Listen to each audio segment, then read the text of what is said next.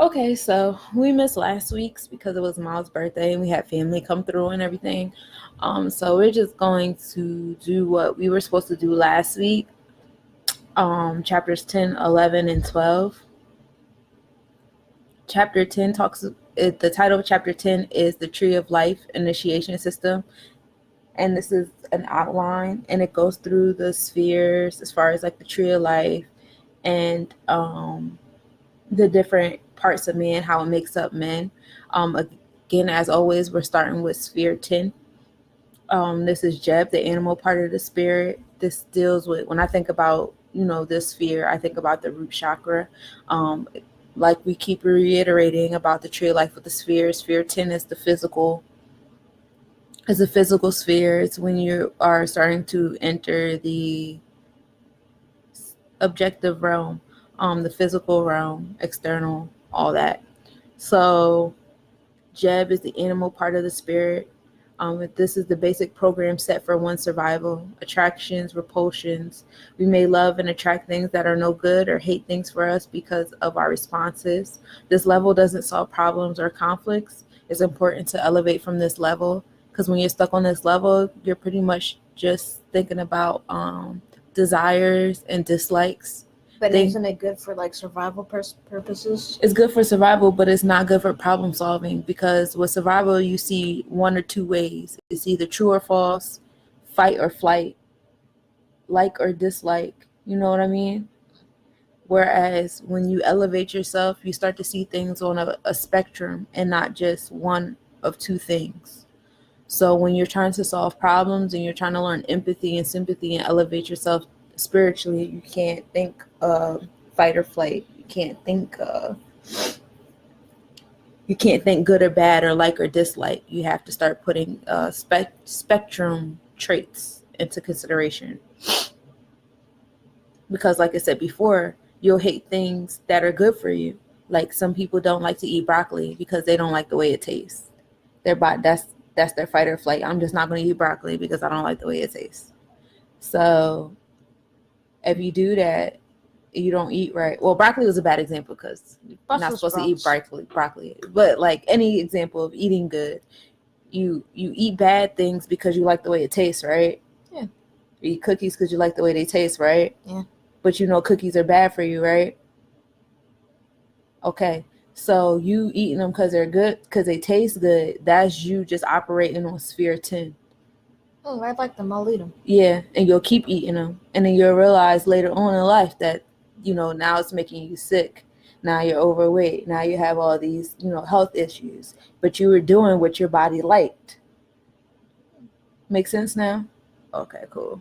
So that's the animal part of the spirit. We're just talking about desires and likes and dislikes. And then you get the sphere 9. The sphere 9 is when we get to offset. And if you guys remember, what was it, 2 weeks ago when we talked about offset and we talked about the story of Asar and how he was going to battle with Set, and Set is supposed to be a play on names with Satan, and how he was going back and forth with Set and they were at a stalemate, and then they came to the conclusion that Set would be the tool for Offset to spread his word. Offset is the sister of Asar that dug up Asar's body parts and binded them together and put them in the river for them to be reborn into Heru. So Offset is the Sahu part of the spirit, and it's affected by the animal part of the spirit. And during this sphere, you learn the actions associated with one's emotions. So, you learn that you cry when you're sad, you yell when you're angry, you laugh when you're happy. You're starting to associate emotions with these likes and dislike feelings that you feel. Once you get to sphere 8, this is the sphere of Sebek. This is the sphere of information. This is when you start to place names for things, events, definitions, descriptions. You know the difference between experience of a reality versus believing acquired information. We know the words, but lack the experience behind the words. So our actions may contradict our claims and beliefs. So this is probably like the early stage of a child. Yeah. Early stage of a child, when you're reading about things in the books, but you lack that experience to know the spectrum or the magnitude that your actions are affecting things. One of the examples that they give in the book is caring about your health. You read about your health, you read about all the things you're supposed to do about your health and all those things, but you still smoke because you're still stuck on that sphere 10 where you're just feeding your bodily pleasures. And then, sphere 9, you have a word to those bodily pleasures. You know that when you smoke, you've got the word smoking to your action, but then you also have that pleasure that you feel from smoking. You have a label to that. And when you become to sphere 8, that's when you start to divide. If you go back and listen to the other videos we did, you will notice that all the spheres are kind of the same as far as what their general theme is. It's just when you're applying it to separate things, it acts It's more accordingly. developed, more processed. Yeah, more process. So sphere 8 is about division. We know that sphere 8 is division. So when you're talking about someone initiating their lower self with their higher self, when we talk about sphere 8, this is when we're getting to definitions and titles and names to things. We're dividing things to comprehend it.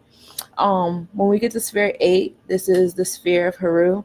It brings the visualizations of one's desires, substituting pleasure for happiness or uplifting. So this is when you start to recognize that you just can't do everything you want to do because it feels good. This is when you start to become more mature with the things that you like and don't like.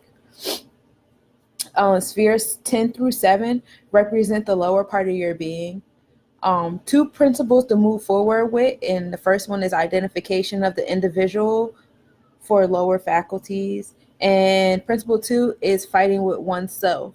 So this whole thing is, if you go back to the story of Asar, and you know that Offset, his sister, found his body parts. There were 14 of them, and they were spread apart, and there was a temple that rose on each place where his body part was.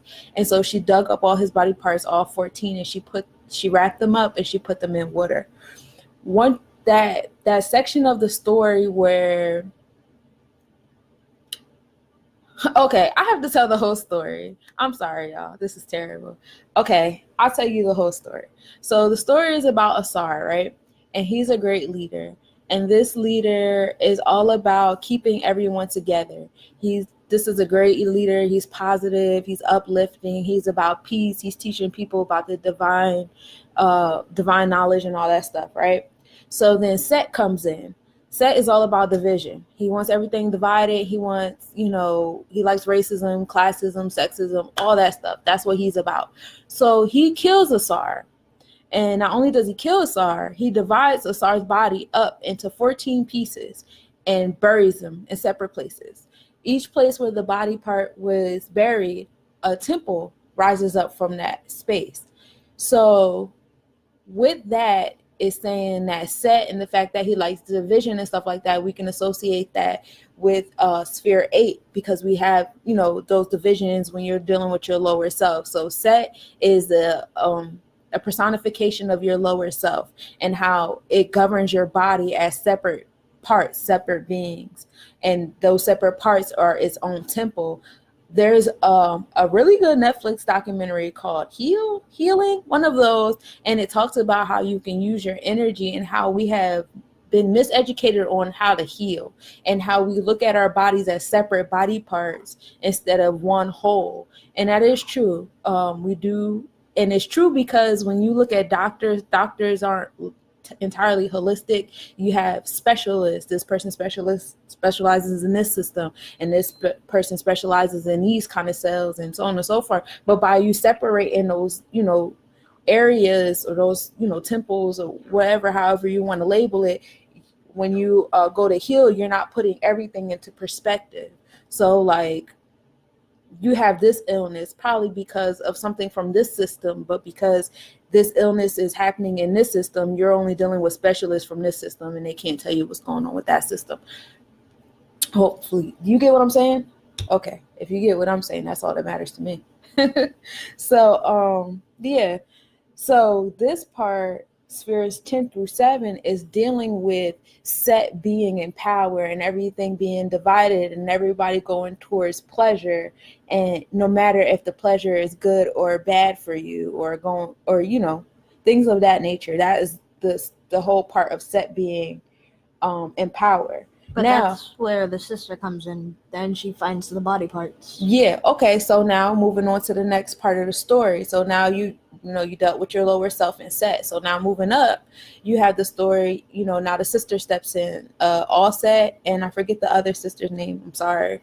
These two sisters, they dig up all 14 body parts that were spread about, and they brought them together. And that's when you're starting to get to the point where you're starting to put things together for yourself. You're starting to see how everything is one.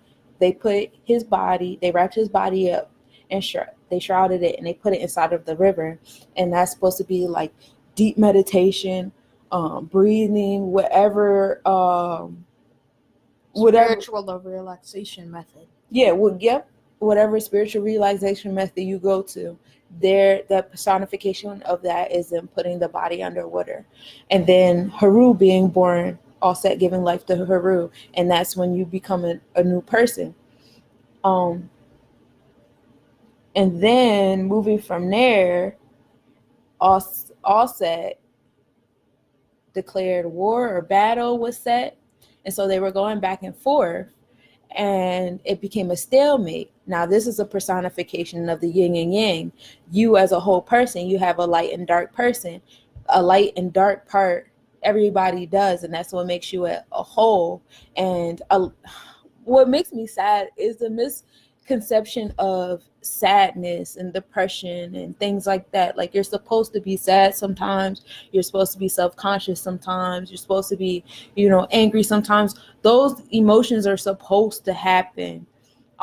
You have to find healthy ways to deal with those emotions. I know personally, for a while, I didn't have any healthy ways to deal with my emotions. I was just dealing with them the best way I knew how, with trying to avoid being judged, at the same time trying to figure out what the fuck was going on with me in my head and in my emotions. And a lot of people go through it like that, and a lot of people go, and sadly now we have all this stuff on TV with a whole bunch of people telling you that you're not supposed to feel sadness, you're not supposed to feel angry, and if you do, there's something wrong with you. If you feel anxious, there's something wrong with you, and that's not the case. You're supposed to be able to feel those things.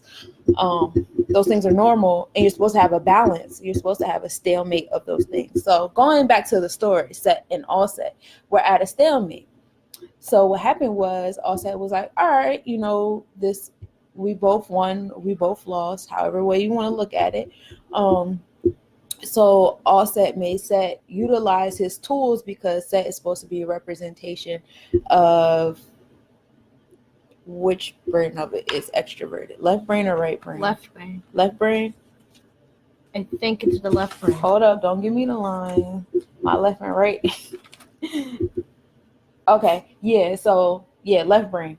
So All Set is the representation of the right brain. So he told Set was the representation of the left brain, which is external things and tools and stuff, to use his gift to spread the word of the right brain. So that's how they came to a medium, and applying that to real life, because like the beginning of the book said about not just reading this, but also applying it. I like to apply it, wouldn't you? We know that the left and right brain, they complemented one another. And if you guys were listening last week, when I initially told the story about All Set and Set, we were talking about how it relates to civilization, and how this is also a parallel story to civilization, and how, especially like where America is at right now, I would say, if I were to put a spot to it, I would say that we are at the space where we have been separated for so long, but we're starting to come together. All Set is starting to find the body parts or whatever, and shrouding them and putting them in the water, and that's where we're at right now, if I say so. But then some of us are still trying to toss it back on land. Yeah. You have some people that it's also an individual experience. If you listened to us last week, you would know that it's also an individual experience. It's not just parallel to civilization. And I think everybody is on their own level with that.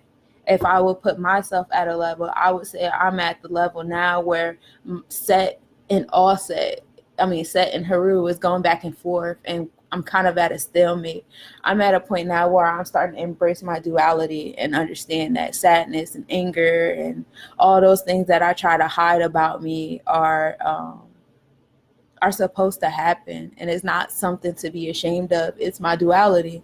And when I start to love and accept mine, it helps me learn to love and accept other people's. And it's a struggle. I'm not perfect. Sometimes I'll look at somebody else's duality and be like, ugh, no, but it can't be that way. I feel like if I was on a sphere, I feel like I would be on the one where you're still putting pieces together. Still putting pieces together? Cool. And it's okay. It's a journey. Aw, our cousin Booney showing us all the love.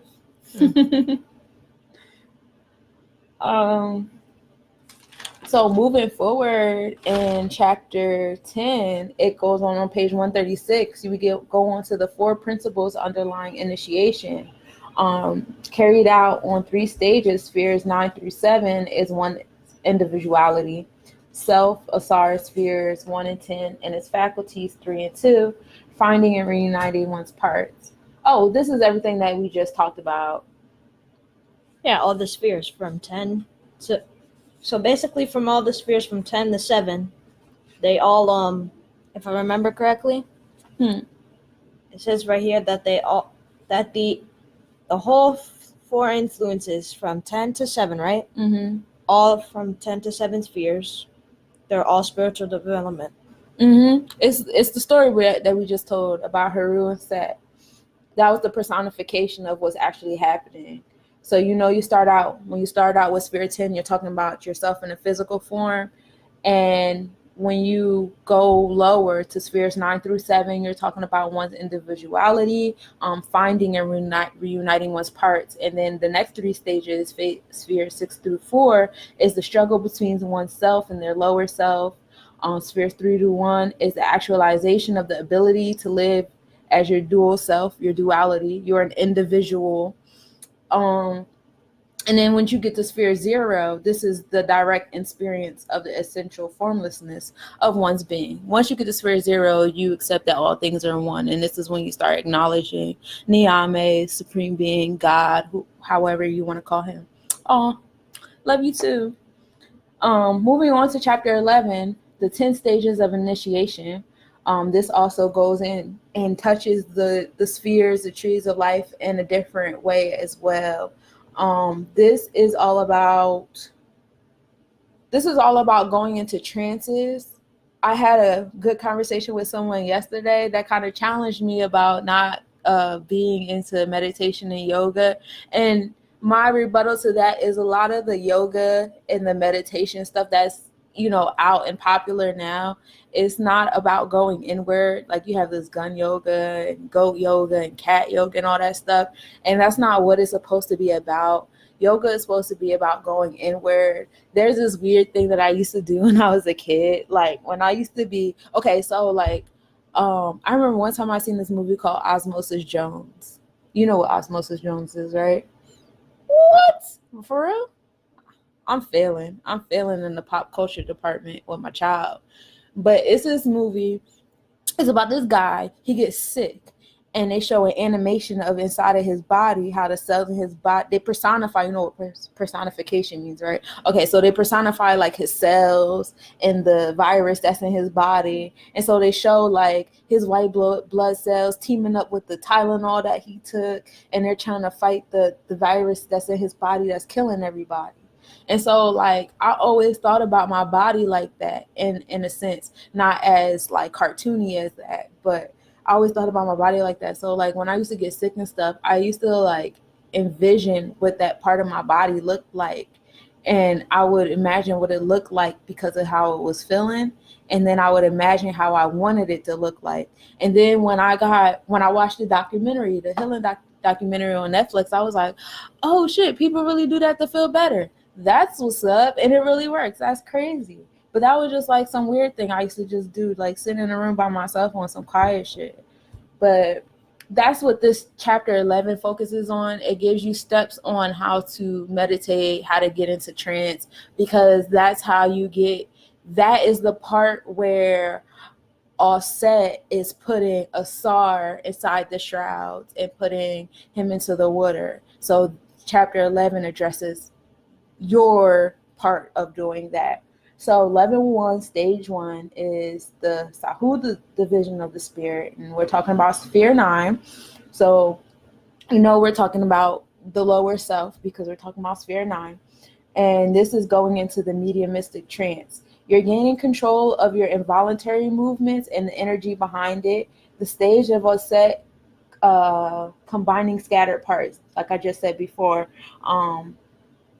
The many divisions among civilization. This is about remembering yourself, remembering that you're one and you come from one space, like I said before. Level 1, stage 2 of initiation. This is sphere 8. The emotions are states of mediumistic trance. It is akin to the state of dreaming and death. The guide of our behavior during those times is the idea, belief associated with that emotion. During this stage, one becomes resistant to emotions, cravings, and temptations. So, like how we said in chapter 10, sphere 9 is when you're still being directed by your animal spirit. Now, when you're at sphere 9 and you're trying to conquer that part, see, I like to correlate the spheres, like the chakras. I know we only know about 7 main chakras, but if you want to just add 2 just for visual effect in your mind, it works. So when you're talking about, stage 2 of initiation, you're talking about your emotions and things like that, and we're on sphere 8, and we know that sphere 8 is about being driven by your emotions, acknowledging your emotions, and putting words and definitions to your emotions. So when you're defeating this part of your life, what you're doing is you're learning how not to be driven by your emotions. You're not going to keep smoking because it feels good.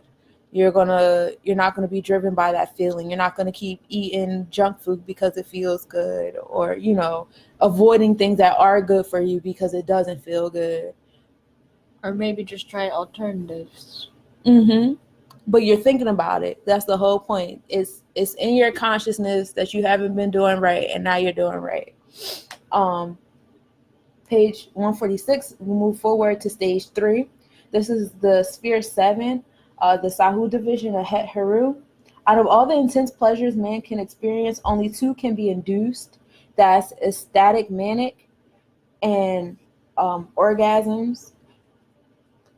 Also, during this stage, one exercises their imagination. This stage marks the completion of the initiate of the higher self, spheres 987. And these are feminine, and these are receptive to the animal spirit. So it goes on to group together these last 3 spheres that we went through, 9, 8, and 7. Specifically, let's go back to sphere 7. Sphere 7 is about being at an elevated energy level, and that's how you get into a trance. That's how you are directed. And some people, a couple of examples that they gave in the book is how, like, when you're super angry, you're not even thinking about what you're doing. Your energy is kind of guiding you. That anger is guiding you based upon the behaviors that you have labeled to what anger is from sphere 8. Because like we said before, from chapter 11 and many chapters before that, sphere 8 is all about labeling and definitions and titles and etc., etc. So you have these labels to your emotions. When you're angry, you want to fight. When you're angry, you want to shake, you want to cry, whatever. So you're letting that anger energy direct what you're doing. It's not just angry though, also happiness. That's why when people have like that, the bipolar, extreme bipolar, their emotions are always directing them. Either they're extremely happy and they're doing stuff to keep that pleasure going, to keep that extreme happiness going, or they're extremely sad and they're doing, what they think extremely sad people do. But it's the same thing. It's the same, kind of mindset, if you will. And going back to it, grouping spheres 9, 8, and 7 together, they're all the feminine energy. They're also receptive to the animal spirit, And if you were with us last week, you will know that we had divided temperaments up into 4 spaces. You have your hot and dry, and you have your moist and cold. And so, what is that called? The it's like a graph like this, and you have coordinates. That's what it's called, coordinates. So you have your 4 coordinates. You got your hot and dry and your moist and cold. So on the coordinate scale, the last 3 spheres that we just went over are cold and moist. They're also driven by the moon, also Mercury, which is considered cold and dry, and it is driven by Venus, which is cold and moist. But can't you like keep those I feel like there's a way to keep those in balance through like eating. Oh, your quadrants? Yeah. Yeah, actually, they didn't get into that yet. But it was mentioned, I think it was either the last time we got together was like 2 weeks ago when we did those chapters together with the 4 quadrants. It did touch a little bit on, like, first of all, all 4 kingdoms, the animal, mineral, vegetation, and human kingdoms, we all are a part of these 4 quadrants. And you can categorize us. And when you think about it, it does make sense, because when you think about like hot and dry and fire and stuff, you think about certain kind of herbs, certain kind of animals, certain kind of humans, certain kind of rocks, like lava rocks and stuff like that. And then when you think of cold and moist, it's the same thing. But we all coexist. We all have to coexist with one another. You can coexist with one another without like super integration. It is possible. We just have to make it possible. But yes, you do need an equilibrium of all 4 quadrants within you as a being, as a person. You do need all 4. And so to have all 4, there's a certain, kind of diet you can maintain. Some people also maintain a diet pertaining to who they are. Like if you're a moist, dry person, or a cold, moist person, or a hot, dry person, you might eat just foods that pertain to yourself. Like yes, it does. It does. Because if you go into moist and when you go into those 4 quadrants, you can also put minerals in those 4 quadrants. And if you're putting minerals in those 4 quadrants, you're putting planets in those 4 quadrants, because those are minerals. So go ahead. Say what you're going to say. So if you were like a Leo or something and you went into more of the fiery, would that be a good thing or would that be a bad thing? That's your temperament. You're a fire element, so you're hot and dry. That's your quadrant. You operate better when you have hot and dry colors on, or you're in hot and dry spaces, or it's hot and dry seasons around you. You can also I don't think you get along with water, but also earth, because earth is dry and warm, or dry and cold, or so like it's different temperaments. I think I would maybe eventually we could read up a book. We could find a book that's specifically on those things, because I don't know enough about that. That's another wormhole in itself. But we could definitely do that. I'm down for it. That's the next book we're going to get into, the 4 quadrants, and see what we come up with that. Because it's interesting to find out like the similarities of all of the kingdoms. I think I like it. I like seeing how we're all one. Anyway, moving on. So the next 3 spheres that we're going to get into, you have level 2, stage 4. This is the ab division, and it's sphere 6, Haru. And this sphere is correlated with the sun, which is hot and dry. It's also masculine and unreceptive to the animal spirit. And the spiritual power can only be aroused by life's challenges. Breathing slower and deeper, full awakeness experience makes one unable to see what's outside of them. Level 2, stage 5, ab division, 5th sphere, Haru Kahuti. One meditates on being just with others and makes a commitment of confessions of any wrongdoings. So with this, this goes into the sphere of, what was we talking about last week? What is this? The 5th sphere? Okay, when we talked about how you have an inner police inside of you, when you talk to the God inside of you, the God inside of you tells you what you're supposed to do and what you're not supposed to do. It's just like innate things that we do. One good example is like the beach. Like when you go to the beach, everybody knows not to steal people's stuff off the beach, off their beach towels. It's just something, it's just like an unwritten thing that we all just don't do. Even if you that kind of person that like to steal, when you go to the beach, you do not steal people's stuff. We don't have to have police over there staring at us, making sure we don't. We don't have to have a big long list in front of us telling us all the rules of the, it's an inner morality that we have, that we know not to do that. Now, if only we actually in tuned into that inner morality and apply that to all things in all spaces and not just at the beach. That's what this sphere is addressing. Getting in tune to that inner morality with all things in all spaces. And when you do wrong, confess. The book goes on to explain how a lot of things that we do in the church is actually like a lot of paganism, especially when you get into like the 4 quadrants of temperaments and how they're ruled by the planets.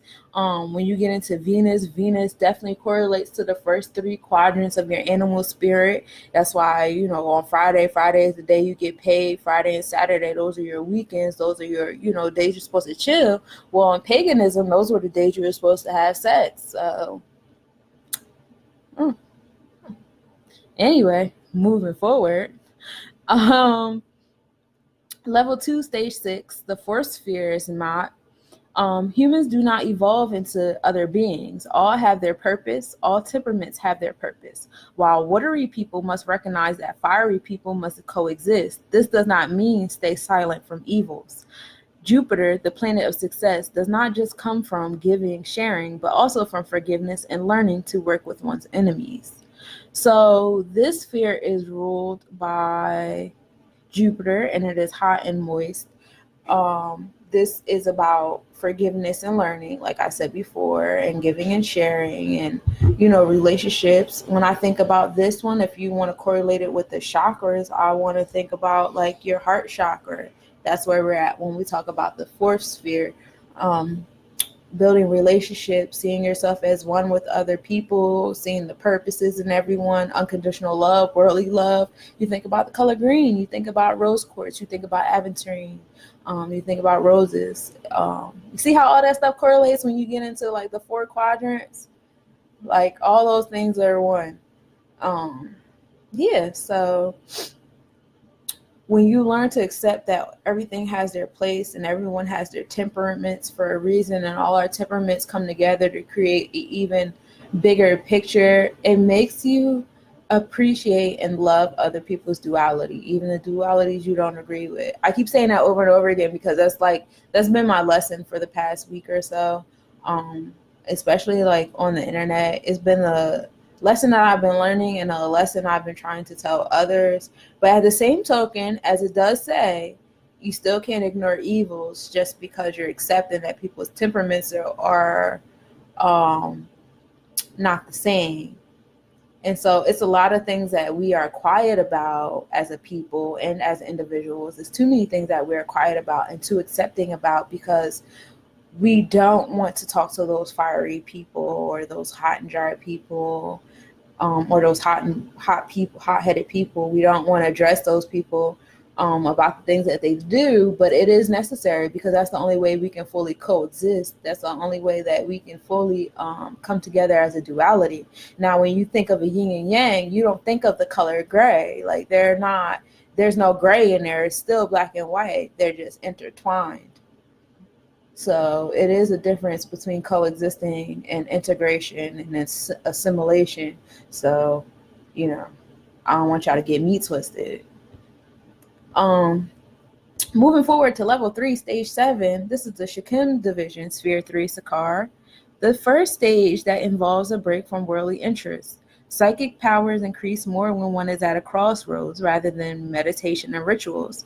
We live selflessly rather by our own personal goals. The world must cease to hold pleasures for us. The one pleasure is exhibiting the likeness of God. The initiate trades earthly pleasures for divine power.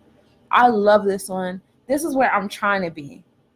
This is the third sphere. Yeah, this is definitely where I'm trying to be. I tell people all the time I fucking hate money. I hate money. I hate money so much. This is what Jesus was trying to tell us. He defeated all of these fears and he was like, "Hey y'all, I got the Dragon Balls. Come get these keys. Get rid of money." When you reach a certain level of peace, all that worldly shit don't mean nothing to you. I hate, like, for a really long time, it was a red button for me when people used to get possessions like a new house, a new car, some extra money, and they would thank God. Burns me up because it's just like, that's not God. God is something totally different. God is not worldly possessions. God doesn't want you to have worldly possessions because worldly possessions is what's keeping us from coming together. The more possessions you have in your space, the more you're looking at other people differently because they don't have the possessions that you have, or you don't have the possessions that they have, and so on and so forth. That perpetuates divisions among people. And so to celebrate and say that God gave you something that causes division and causes for people to go without is just beyond me. He didn't give you none of that stuff. But, like I tell my son and like I tell myself all the time, when you do stuff for the purpose of money, you're automatically doing the wrong thing. Even when your intentions are good and you're like, oh, I'm really trying to do something good, but I'm going to get this paper though. No. You got to take money out the equation. God always provides. It was this weird family on Wife Switch or whatever. They had the Rastafarian family and they always was like, God provides. And it's so crazy because, like, me and my life partner, we like make jokes about that, but that shit really do be true. Like, when you stop doing things for the purpose of the money and you do it because you love it and you just want to see great things happen and you do it for love for other people and because you want to exhibit the love of God, provides. It's not going to be no 6-figure check probably, but you're going to have the things that you need and you're not going to worry about anything, I tell you that. That's how it's supposed to be. And it's like, it's crazy because it's like all this stuff that like irritated me about Christianity, and then when you read up on it you find out like that shit is real. But moving on, level 3, stage 8, the Ku division, sphere 2, Tahuti. In this stage, one learns to still their thinking mechanism. In this stage, one learns to still their thinking mechanisms that have been used in the previous stages to communicate with the oracle. The initiate becomes a sage, a living oracle.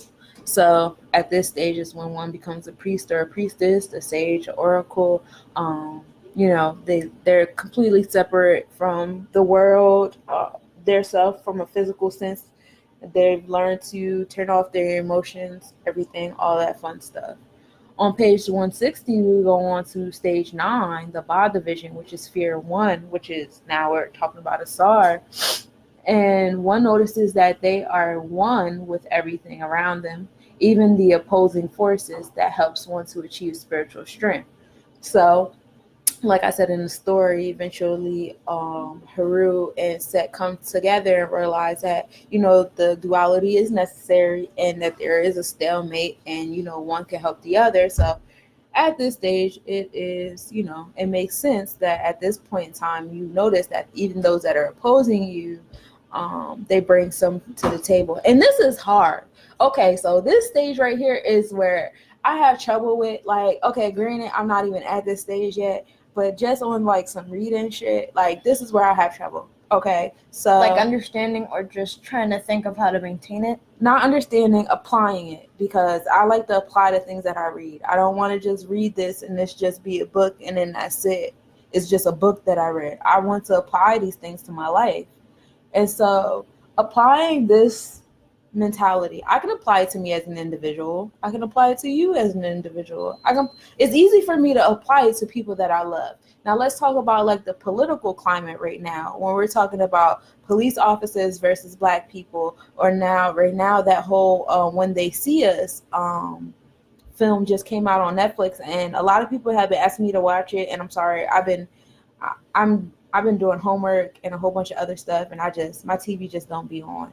But anyway, So a lot of people have been talking about that, and it raises a lot of questions about black versus white people and how, like, okay, through my whole life I always tried to adopt the mindset that white people just cared about me, especially the poor ones, and that everything else was just on TV, and that's how I dealt with things. Like, all that shit is just on TV, that's not real life. But then when I go on, the internet and stuff, and I read the comments from everyday white Americans on different, news stories about black people, the stuff that I see is so hurtful, because this whole time in my life, I just tried to live with the mindset that all that shit was just on TV. And y'all really don't feel that way, but a lot of y'all really do. And that's why I struggle with this one right here, because it's like, I want to love white people, and I do see that how we have, differences. I do see It's just what the present's progressing right now. Yeah, okay, yeah. Because right now it's progressing like, okay, I'm better than you. We're different, and my different is better. And now let's work together. Or let me take part of the credit. I don't even want that. I just want to coexist without forceful integration. I'm cool with being a yin and yang. I don't want to be gray. Does that make sense? I don't understand it. Okay, so right now we're dealing with forceful integration. Like, black people don't have their own land. Black people don't have their own government. We don't have our own anything.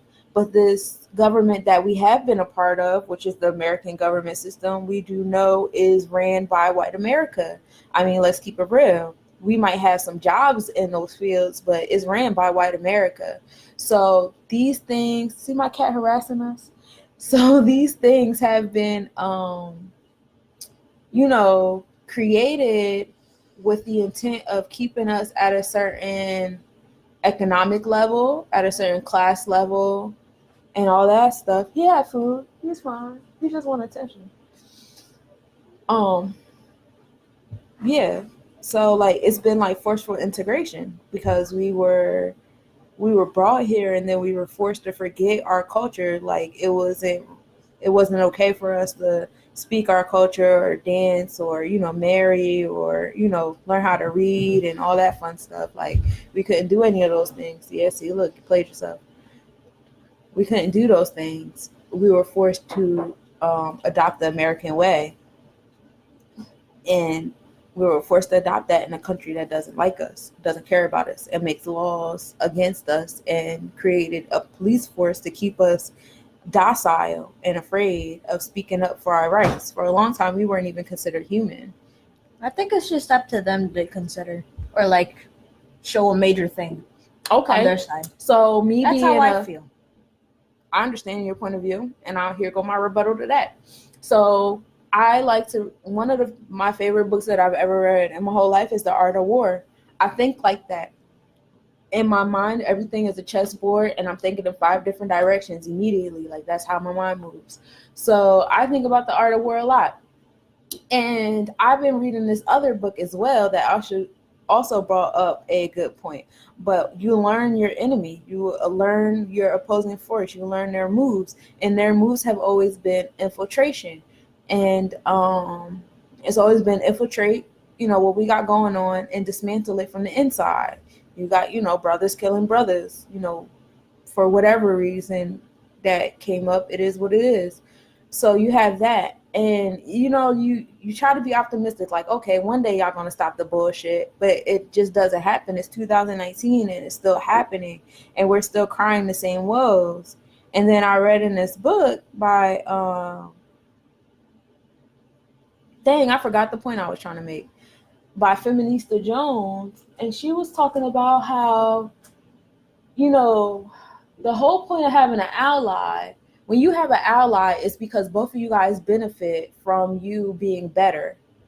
Like, both of us benefit from you being better, right? Yeah. Both of us benefit from me being better, right? Like, think about some stranger on the street that you don't care about. Would we benefit from him being better? No. Don't think. Yeah, no, right? So will we go out of our way to help him be better? No. So unless he has a significance, or like we have a second thought, like, hey, it could benefit us, right? Yeah. Okay, so we have to get white people to think like that. White America doesn't think like that. They're not our allies because they don't see how they can benefit from us being equal.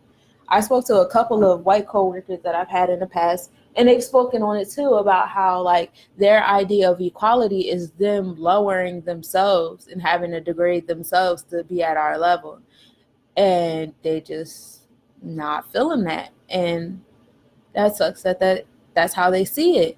And those are nice ones that say hello to me all the time and joke with me and ask me how my kids are doing. So it's just like, that's crazy. And that's how, the average one feels. Then I could just imagine how, someone that has like buku bucks feels. And those are the people that are in power. And so this is why I struggle with this one, because while I want to love everyone and I want to see the duality and accept the duality in everyone, not everybody's trying to do the same. Not everybody's trying to do the same, and it makes it very difficult for me to be the person that I want to be, the person that I'm supposed to be, the person that everyone wants to be. Right. It makes it very difficult. Are you worried? Why you keep picking at yourself? I'm not. So moving on, because I don't want to take too much more time. I got some more studying to do. Level 4, stage 10, body and spirit transcended 0. I'm in new. The initiate has the ability to distill add thought, activity, and raise consciousness beyond the spirit. With man's consciousness in the subjective realm, it can only be conscious of being conscious. Because, like we say, in the subjective realm, there is only one being, and you can only have one being in the same time and space simultaneously. So once you reach this level, you are only conscious of being conscious, and you realize that all is one and all is you, and you are all everything. Stop. Chapter 12, meditation and ritual. Realizing spiritual growth, the principles of meditation. We must understand the fundamental components of man's being. A major part of our physiological and mental processes occur independently of our will. This holds the algorithms of physical functions of our bodies and events of the world. This is man's indwelling intelligence. So we're going back to the spheres again. We're starting at the fundamental components of man's being.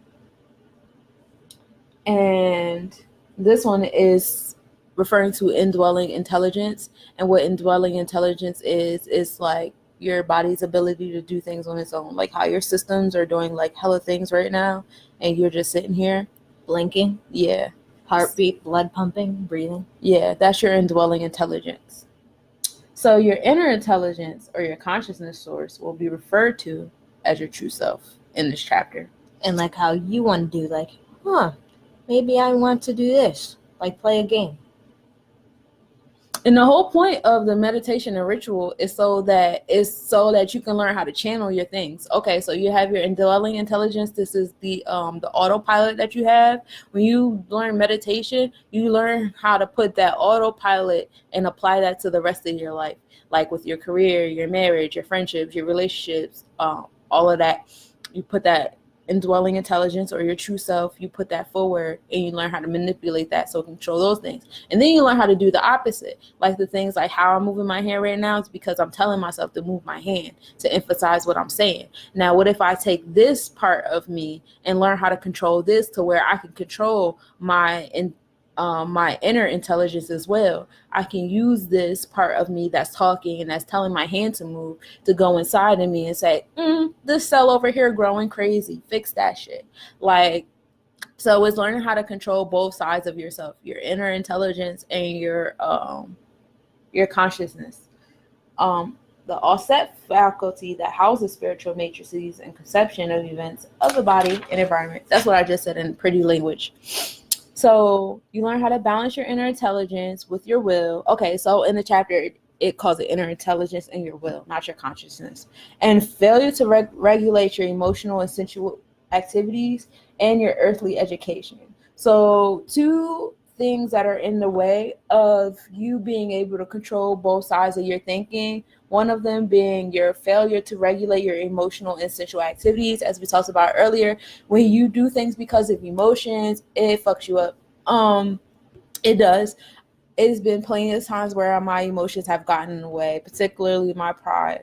I do what I think prideful people are supposed to do. Or honor. Or just like caring. Mm-hmm. Also, fear. We do a lot of things out of fear. I say about a good 80% of the things I do on a regular basis is out of fear. Because if I wasn't afraid, let me tell you the things that I would be doing right now. I definitely wouldn't be doing half of the things that I'm doing right now, but I do it a lot out of fear. That emotional fear of not abiding by, the rules of the land, the rules of society, and all that stuff like that. When we learn how to move outside of those emotions, then I guess it'll be easier for us to learn how to manipulate both of those sides of us. Also, earthly education. I despise the education system right now. While I'm reading this book and I'm thinking about, the religious education I have received, as well as the public school education I received, and how a lot of that literally mirrors the things that, are in this book, as well as many other books that I have read that we'll probably read in the future. It irritates me because it's like you guys went above and beyond to not teach, these fundamental things to us that would benefit us as a people.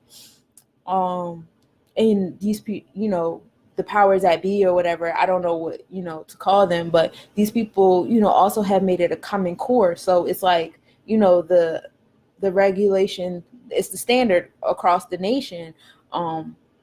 This level of education, they want everyone to be on the same educational level, is mandatory. They don't really leave much room. And then because you are moving out of fear in emotional regulation, you're moving out of fear of embarrassment, fear of judgment, fear of all those things that have been placed upon you through earthly education. You don't even think to read further or think further or educate yourself further than what the system provides for you. It's so disheartening, y'all. One thing I like, about this right here, but not everybody has this right here. Not everybody has this parent that'd be like, yo, you're gonna read some extra books or whatever. And so that's one of the reasons why I'm doing this. I know it's probably boring for a lot of you guys, but like I want more people to read books with me. Why not? Fuck it. Anyway, so the process of meditation, you have your normal waking state, which is the will controls your mental functions and your voluntary physical functions. Then you have your normal dreaming state, which is the spirit has full control that is determined by physical conditions. These happen in a short amount of time. These require a short amount of concentration. This is what you do on a regular basis. And then page 165 goes on and talks about mediumistic, hypnotic, and dream state. And this is when you start to deal with possession, spiritual awareness, and deep trances. And if you go back to chapter 11, when they spoke on the spheres, and you go to the first 3 spheres of initiation, when you get into mediumistic trance, you talk about ecstatic, manic emotion. And when you're dealing with manic emotion, that's when you tune into that trance, because we are emotionally driven beings. And then also sexual rituals, which is why sex is in paganistic rituals, it's like on a Friday, which is ruled by Venus, which is hot and moist, and that's when you're hot and steamy and all that fun stuff. During both of those times is when your emotions is at an elevated state. For you to be like right at that veil of being in a trance and being fully conscious. So the components of meditation, moving backwards from the spheres. Sphere 9 is identifying with the Asar foundation. Sphere 8 is mediumistic trance, which allows indwelling intelligence to extend its functions. So now you're allowing that automatic drive that's, making your cells move and stuff. Now that's starting to have control over your everyday things. Once you get to sphere 7, this is your mediumistic trance, identifying the deity you're seeking. So this is when you start to talk about the specific person you're seeing. In church, they do this. In church, when they play gospel music and everybody's, getting all hot and moist and they're jumping around and they're singing and you have people passing out, falling in tongues. This is when everybody's getting to that elated level. And, just so happened in the church, the deity that they're seeking is God and Jesus, or, you know what I mean? So, So once you get to sphere 6, you're in the waking trance. you're opposing the conditions that are opposing your goal. So that's when you stop thinking about, your animal spirit and the things that make you pleasure and not pleasurable. Um, then you get the 5, which is your waking trance also, and it protects one's goal from outside obstructions. Achieves one goal without transgressions against others or accepting the consequences. So you're getting to this part where you're either like your goal has nothing to do with hurting others, and if it does, you confess, because like we said before, spheres 5 is ruled by Jupiter. It's about forgiveness and relationships. Like I said, when I think about it, I think about the heart chakra and all those things. Then sphere 4 is still waking trance, and you share your accomplishments with others regardless of their differences. Remain optimistic even during the setbacks. In the Bible, they talk about how this is supposed to be the 6th day, and on the 7th day, the day after this, he rested. But we're not going to rest because we have more spheres to go. Sphere 3, you're going to aim at developing spiritual power to be capable. In sphere 2, your intuition is bringing out your true significance of the objective that you achieved in the previous stage. And then sphere 1, you're fusing your past meditations into the realization of us as a SAR. So you're taking, that past meditation that you did. You have not, if not, I can't talk. You have acknowledged that it's happening. You have acknowledged that it happened. You're thankful that it happened. You are repenting for any transgressions that you have committed for it to happen. If that was your route. If not, you are sharing, and you're sharing the deity that, helped you. One of the books that I read, if you guys follow me on Instagram, I forget the name of it. It's a voodoo book, but it talks about how when deities help you, that they do like to be thanked, they do like to be named. And for those of you who are into Christianity or Islam or anything like that, you guys know that the deity of those religions, you have to thank and name as well. So that is a universal law. When you're at sphere 1, you're fusing those past meditations into the realization that it was God or Jesus or, whatever deity that you choose. And sphere 0, the success of meditation and spiritual manipulation derives from the spirit being unconditioned. So when you get to sphere 0, again, we're getting back to the point where you realize that all is one and one is all, and that you're at the, the top, which is Niame, and there's not two things in the same space or time. So when you're at sphere 0, you're realizing that, everything, comes from this one, being unconditioned, not derived from emotion or anything like that. It's from God. It's from the indwelling intelligence, the inner intelligence that, has your body on autopilot while you personally are conducting the other part. So in a nutshell, these last 3 chapters introduce the idea of meditation, trances, hypnosis, possession, spiritual awakeness, and the different stages that lead up to that. And it also correlated that with the personified story of Asar. Very interesting. Applying this, how would you like to apply these last 3 chapters that we just went over? I think I would apply them to more of my social life than anything. Okay. So I can understand people's perspective, especially since I've been going around through things in school lately. Oh yeah. So, especially with like the school like ending and SOLs just starting to like disappear. Yeah.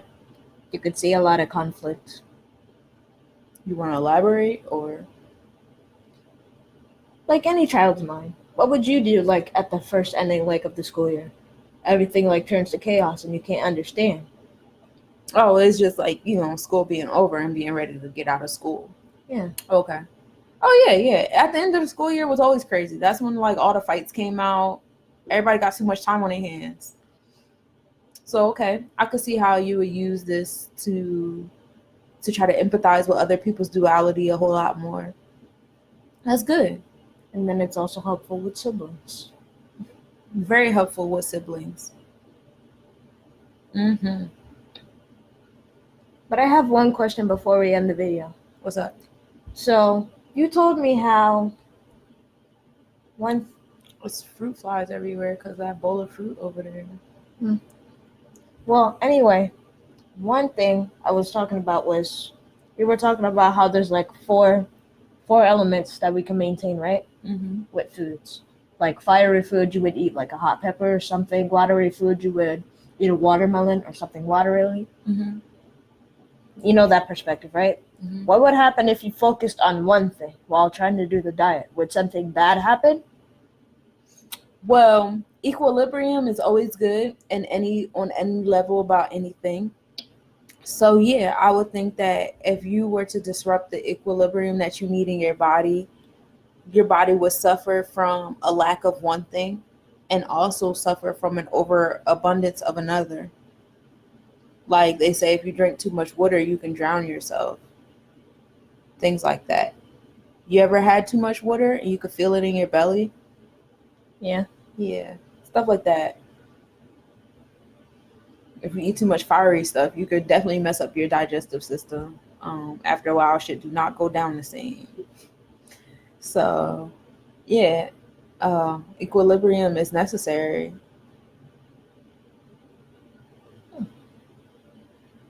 And we can apply that with the foods that we eat. We can apply that with the temperaments that we're in. We can apply that with us as individuals. We're constantly changing. If you know, I'm very into astrology and zodiacs. If you guys follow me on YouTube, every season, every time the seasons change, it's zodiac wise. I do have a video introducing the new zodiac season and you know the temperaments of that. We're constantly changing with the zodiac season according to you know how our basic algorithm is, and it all matters. It all definitely matters. And it's cool. I like to look at it as like I like the Da Vinci Code. The Dan Brown books are super fucking lit. And so when I think about it, I always think about it as like the what do you call those things? The little turn things inside of a watch or a clock, and how they all have to be like precisely at each you know point at a certain time, and every time they're at a different point, even if one moves. Sometimes it only takes one in an infinitude of gears. It changes like the whole thing. That's a whole person right It there. could speed up the clock or slow it down. Right. You think about like an infinite amount of things, of gears, and every time one just moves slightly, that's a whole person. It's like, that's crazy because we're all our own fingerprint. We're all our own, you know, snowflake, but we still come from the same like kind of mold, if you will. That's why you find people that are like, or that's why when you do read zodiac signs, you're like, dang, there's like millions of people like me that were born underneath the same signs as me. And it's not just the same sun and moon sign. That's what a lot of people get messed up when they get into zodiacs. It's also all the other planets too, because like how they listed in here, how each planet has its own temperament. Like Jupiter would be like fire. Yeah. It has its own temperament. It has its own ruling over specific spheres and places you are in your tree of life. So all that stuff matters. All the planets matter, not just the sun and Earth's place in relation to the sun. So yeah. So that's about it for this one. This was good. This was all about meditation and trance and all those things. And this one did more like a balancing.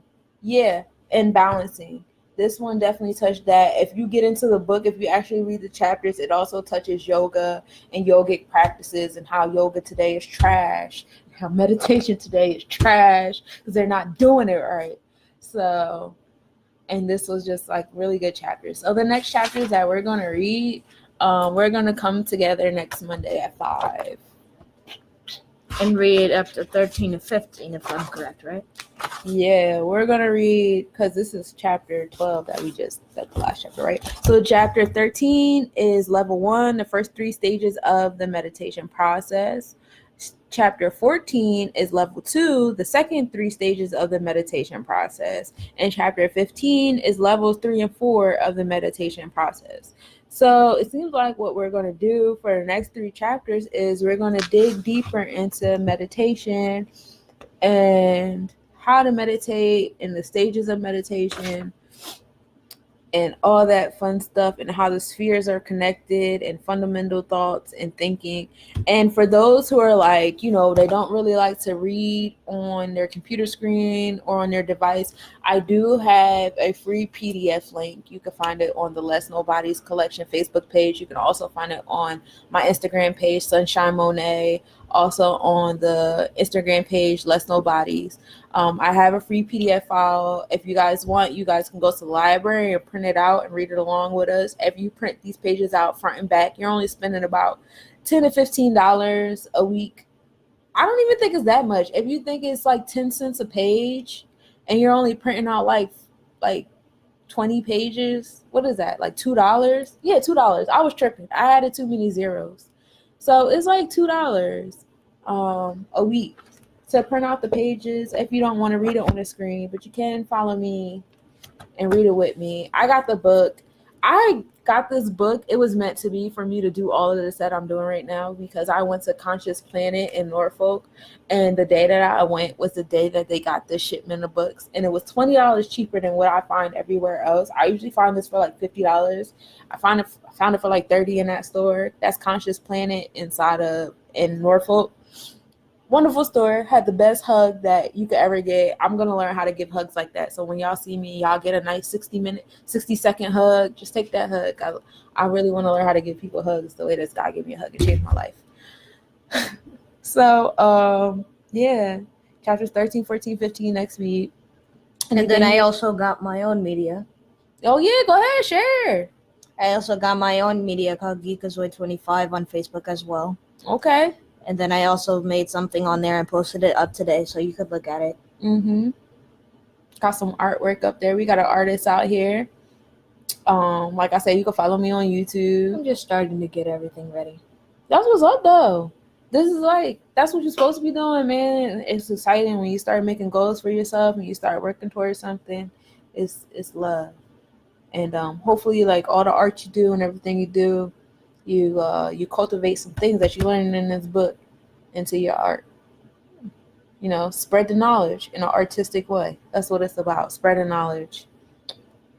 Do everything to represent the love of God. What sphere is that? We just went over it. Where you become one? Where you become one? What are we talking about? The second sphere? The third sphere? Yeah, the third sphere. You start doing everything. The one pleasure is exhibiting the likeness of God. And I be trying to do that, especially with the empathy and unconditional love and all those things. I'm really, really, really, really trying, y'all. I know I go back and forth with people. It's because I'm sarcastic. It's not because I really disagree and despise you. I'm just sarcastic. But that's it. This was fun. I got homework to do.